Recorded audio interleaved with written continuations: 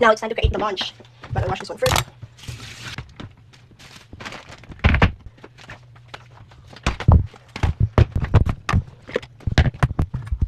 My kitchen is so busy. So remove the seeds.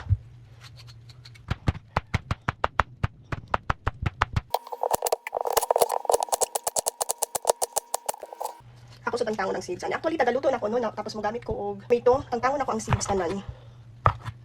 Hindi ko ganahan na ay seeds. Kaya eating too much seeds is not good sa daya. Next is lactose.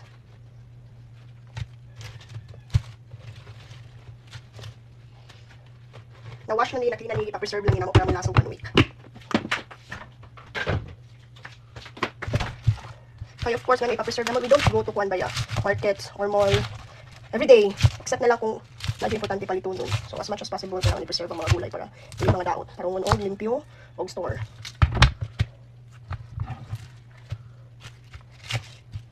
I have the pork meat here. Di overnight ko lang din ako siya defrost. I always do that. Kaya para i-marinate din ako ang uban for lumpia, meatballs. Later na, I'll prepare the food of my babies. Here, I'll slice or chop garlic and onion. For the minced pork para sa tacos.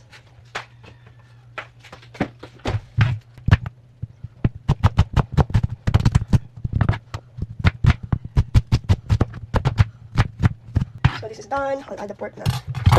Akahalang sa kuan. Onion.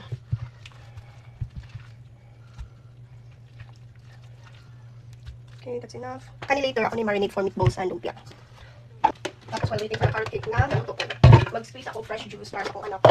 Para na siya kaunon, kainon. Para na siya kaunon. Ang fresh ng buta. But before that, ako sa spray ko lang og salt and pepper. So, pepper. Salt.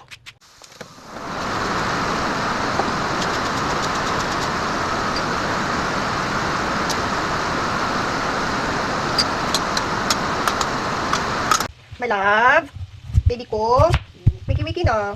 It's already 5 AM, my love, 5:09. Hello. Baba. Wiki, please. Wiki na, it's already 5:09. Thank you so much. So, wala na ako napakita, no, I am mixing na the sauce. Kaya ba mo nga, nung ako pabaunan akong anak fermente sa school, sa naaraman ng tayo sa canteen. First of all, ang gason, nakasave siya og oras. Kahit taas kayo ang linya sa canteen. Kaya kung nana kay snacks or nana kay lunch, hindi ka mahulbutan na yung lunch or snacks sa mong bag. Second, I am sure that my daughter is eating the food that I cook and it's healthy for her, balance. And third, kung nana siya baon, nabusog na siya, hindi na kayo siya magpalit-palit sa canteen. Or kung magpalit man siya, gamay lang. And fourth, kay tilawan. Perfect. Ang fourth kay hindi magasto iyang allowance. So parehas ng salty ganina, nachos, vegetables nachos ang ako ang buhaton for baby Gina's lunch. Yes, you heard it right. Vegetables nachos. Karon, magbutang ako og chips. There you go, the vegetables with the meat. And I'll open kuan to kani. Ako lang ibutang diri sa ziplock kay bawal ang plastic sa school ng baby Gina. Tapos this is safe kay kung dili na siya ganahan i-zip lang niya. You can have it for later, whatever you want.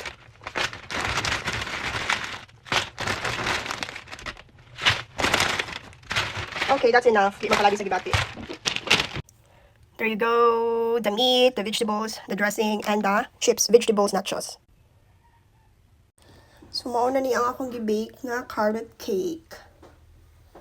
Perfect time kay 5:33 na after 20 minutes. Mulakaw na mi. Perfect kay tanaw, very moist. Very, very moist. Yummy. So, sa glass container lang na ako ibutang baby, ha?